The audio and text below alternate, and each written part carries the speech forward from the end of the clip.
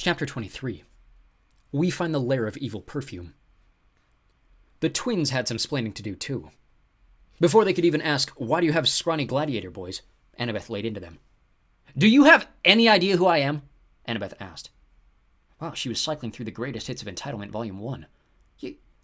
You're that girl, said Phaedra, whose name I cleverly deduced from the name tag that said Phaedra. "You destroyed Circe's island," cried the also name-tagged Daedra. Annabeth laughed.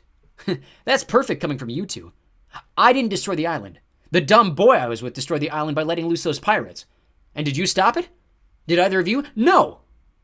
"How dare?" Phaedra spluttered. "You weren't even picked out personally by Circe for special training?" Annabeth demanded. "Yes, I was. And while I've gone on to great things and accomplished huge feats, you two are hiding in Nolita selling cheap potions." We're not hiding," Phaedra insisted. "They're not cheap," Daedra added. Behind them, their employee cleared her throat. Mistresses?" "Send your minion away," Annabeth said. "It's better she doesn't hear what I have to tell you." The twins didn't like that, but Daedra snapped at her fingers. "Leave us, Madeline." Madeline fled. For all I knew, she was going down the street to join Green Hair on his lunch break. "Now," Annabeth said, "perhaps you abandon Circe." "Abandon?" cried Daedra. "But I have gone on to even greater teachers." "There are no greater teachers," yelled Phaedra. Annabeth held up her Gramercy Park house keys with the cross-torch keychain. "Do you know these keys? Do you know who I work for?" Phaedra gasped. The goddess..." "Yes," Annabeth said. "I work for the goddess Hecate herself."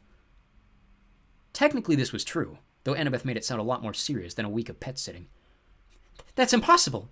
Daedra sounded hurt. "She closed her school a century ago. She turned us away when we asked." The twins looked so dejected I actually felt bad for them.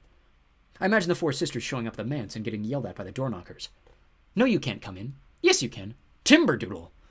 Then maybe Hecate had scolded them, telling them to get lost. I thought about the ripped-up school flyer from 1913, and all those broken eyeglasses. What could have been? Whatever had happened a century ago to make Hecate close her school, she was still working through some issues. I just wish I understood what it had to do with S.E.J. "The goddess is very discerning about her students," Annabeth said haughtily. "They have to be, well, smart. For instance, if you were going to steal the goddess's beloved polecat, you should at least have known better than to name your new product Gale." I'd heard the expression "put someone on their back foot," but I'd never actually seen it happen.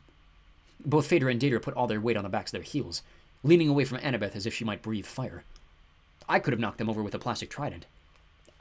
I assure you," Phaedra stammered. "We didn't steal Gale. She came here quite on her own." "And she's here now," Annabeth guessed. "Your sisters Philomena and Sylvia have already met the goddess's displeasure. If I find that any harm has come to Gale, I will be happy to show you what—" "No need," Daedra yelped. Gale's perfectly fine. We can send her home perhaps next week. Or the week after," Phaedra said. "We do have a large order coming up." "You will show me the polecat now," Annabeth ordered. The twins looked at each other. Annabeth had definitely pushed them toward fight or flight, and I guess they were weighing their chances of either. "Of course," Daedra said. Right this way." The twins hurried toward the back room, gesturing for us to follow.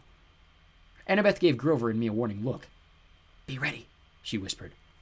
She didn't say ready for what, but we followed the nymphs to their workshop. I don't know how mythological villains can afford so much square footage in Manhattan.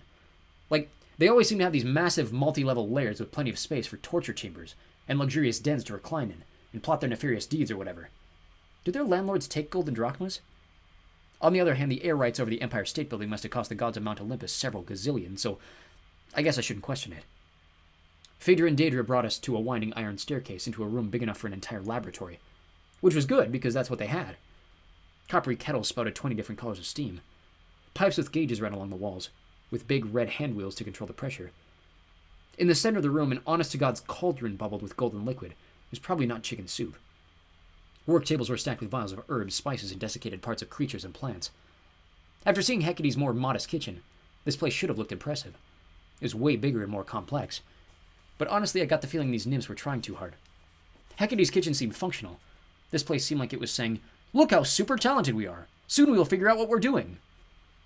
And skirting around the room, attached to a long golden chain that hung from a pulley system on the ceiling, was our old friend Gale. The polecat did not appear to be enjoying her vacation. She ran furiously around the lab, followed by what looked like a swarm of angry metallic bees. Gale would rummage through a box of vials, put her paw on one of them, and the bees would swarm around it, picking it up, carrying it to the cauldron, and dumping it in. Then Gale would scamper to locate her next ingredient. If Gale stopped to think or just take a breath, the bees would swarm her and sting her on the butt. Gale barked at them and farted, but the bees didn't seem to mind. They were probably celestial bronze automatons, unbothered by trivial things like deadly gas. "Gale!" Grover cried, forgetting that our role was to be silent and intimidating in our plastic armor. The polecat glared at him and shattered a series of barks so scathing I couldn't print them, partly because I couldn't spell them, and partly because they're not fit for sensitive audiences. The bees stung Gale and kept her running, cutting off her list of complaints. Grover turned to the nymphs. "That polecat is not here voluntarily." Phaedra looked shocked. "What? No, we've had 0 complaints from her." "Oh, she loves it here," Deidre agreed. "Screek!" Gale yelped, pursued across a table by the swarm of bees. "She does not love it here," Grover said. Deidre and Phaedra huffed in feigned shock, offering all sorts of excuses about Gale's lack of transparency when it came to expressing workplace concerns. Meanwhile, I'd done a pretty great job keeping my mouth shut, if I do say so myself. I was scanning the room, thinking about all the helpful water sources that could use if things turned into a disaster. And things pretty much always turned into a disaster. I could always explode the pipes and kettles. I could flood the whole basement. The problem was that a lot of the liquid in the lab was some form of potion, and I wasn't sure I wanted to be throwing around magical chemicals without knowing what they did. One sip of strawberry cream was what had gotten us into all this trouble to begin with. Finally, Annabeth had cut off the twins with an imperious wave of her hand. "You have retained this polecat without her consent. You've used her to make potions for your own profit. Hecate will not be pleased. Release Gale into our custody right now and I won't report you. Otherwise, you'll face the wrath of the triple goddess." Roll credits. This sounded like a good line to me. I would have immediately said, "Here, have a polecat." The twins, however, became eerily calm. Maybe it was something Annabeth had said, or Grover's tone, or the way I was shifting nervously from foot to foot. It reminded me of when I swim with sharks, which is usually fun when you're a son of Poseidon, and they suddenly smell blood in the water. There's this nanosecond of frisson when they get the scent. Then they kick into death machine, eat everything mode. The twins looked at each other, silently coming to agreement, and then turned to Annabeth. "We may not be too smart," Deidre said, "but we know Hecate would never want a disciple who failed to report the theft of her polecat." "You shouldn't have offered," Phaedra agreed. "It makes you look desperate." "You lost the goddess's polecat, didn't you?" said Daedra. "That's why you're here," added Daedra.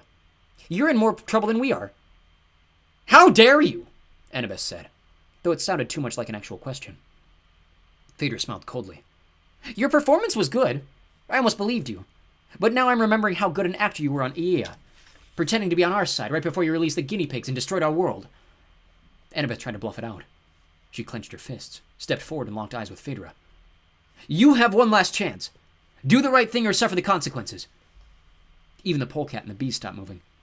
They seemed to be watching us, waiting to see who won the standoff. If the bees had tiny tubs of popcorn, I bet they would have been eating them. "The boy you rescued," Deidre said. "The one called Percy Jackson.